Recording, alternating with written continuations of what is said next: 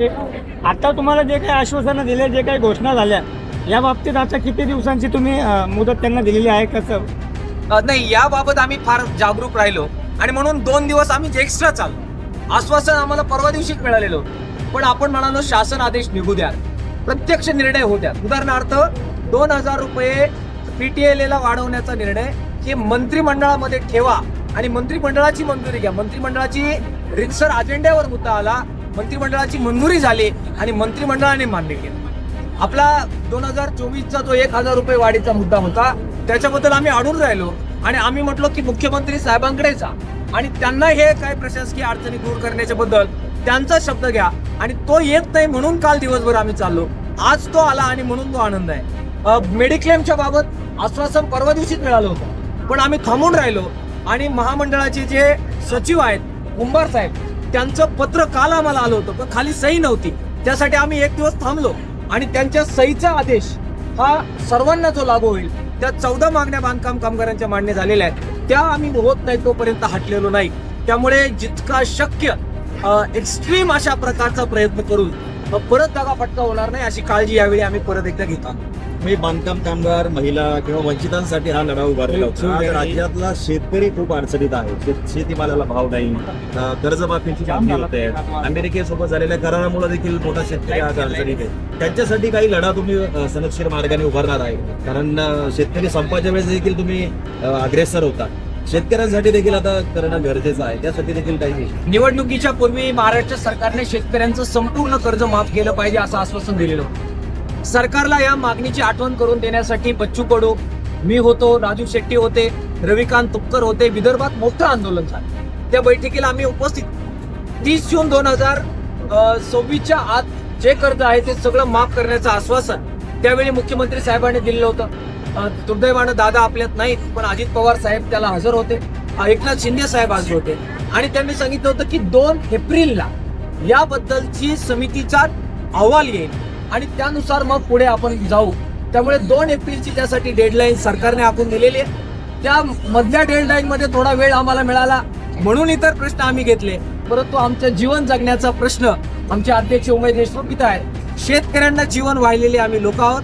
मध्ये थोडी सवड मिळाली म्हणून इतर प्रश्न घेतले, पण 2 एप्रिलला काय येतंय ते आम्ही पाहू आणि कर्जमुक्तीचा जो आमचा लढा आहे तो आम्ही अत्यंत नेटानं पुढे घेऊन जाऊ. शेतकऱ्यांच्या कर्जमाफीसाठी जे सगळं करावं लागेल ते आम्ही आणि त्यातून सर्व प्रश्न हे लॉंग मार्चचे मार्गी लागल्याचं आज त्यांनी आम्हाला सांगितलं.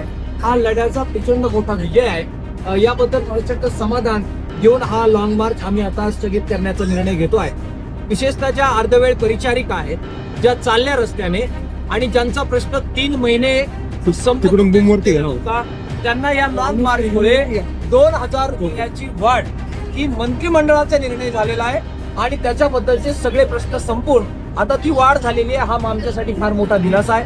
दुसरं, शालेय पोषण आहार कर्मचाऱ्यांचा निर्णय तो 2024 साली 1,000 रुपये वाढीचा झाला होता, मात्र प्रशासकीय मान्यतेचा आणि फायनान्सच्या बाबतीचे इश्यू होते. आज मुख्यमंत्री साहेबांनी याबाबत सांगितलं की आपल्या सरकारने तो निर्णय घेतला असल्यामुळे त्याची आपल्याला अंमलबजावणी करायची आहे. त्यातल्या तांत्रिक काही अडचणी आहेत त्या दूर करून 1,000 रुपयाची वाढ ही शालेय पोषणसाठी सुद्धा झालेली आहे. आंदोलन नगर जिल्ह्यामध्ये झालं, मात्र या दोनही महाराष्ट्रभरातील अर्धवेळ परिचारिकांचं 2,000 रुपये आणि शालेय पोषणचं 1,000 रुपये पगार या आंदोलनामुळे वाढलेला आहे. ही फार समाधानाची बाब आहे. आदिवासी भागामध्ये जंगलची जमीन आणि तळाची जमीन त्याच्याबद्दलचा निर्णय आज मोठा निर्णय झाला आणि त्याची प्रक्रिया लगेच सुरू होईल.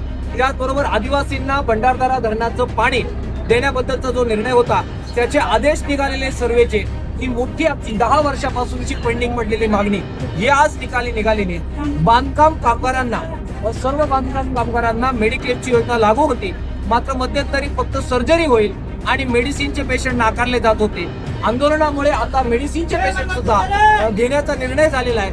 आंदोलन नगर जिल्ह्यात झालं, मात्र हा निर्णय सुद्धा सगळ्या महाराष्ट्राच्या बांधकाम कामगारांना लागू झालेला आहे. फार मोठ्या गोष्टी आज या आंदोलनात मिळालेल्या आहेत. निराधार, विधवा, परित्यक्ता यांच्या मानधन वाढीच्या बद्दल सुद्धा मोठी सकारात्मकता प्रशासनाच्या आणि शासनाच्या वतीने दाखवण्यात आलेली आहे. आम्ही प्रचंड आनंदी आहोत. जे सगळे चालले त्यांचं मी अत्यंत आभार मानतोय. पत्रकार मित्रांनी आमचा आवाज महाराष्ट्रभर पोहोचवला त्यांचा आभार मानतोय, अधिकाऱ्यांचा आभार मानतोय. राधाकृष्ण विखे पाटील, दादा भुसे साहेब, आदिवासी विकास मंत्री, आरोग्य मंत्री आंबेडकर साहेब आणि अर्थातच राज्याचे मुख्यमंत्री देवेंद्र फडणवीस साहेब, सर्वांचा आभार आंदोलकांच्या वतीने मी व्यक्त करतो. सनदशील मार्गाने, कायदा न तोडता हजारोच्या संख्येने ज्यावेळी लोक उतरतात आणि चिकाटीने लढा देतात, त्यावेळी कोणताही आतताईपणा न करता जर आंदोलन केलं, अभ्यासपूर्वक मागण्या मांडल्या, तर लोकशाहीमध्ये अजूनही या मार्गाने यश मिळतं हे दाखवून देणारा हा लॉंग मार्च होता.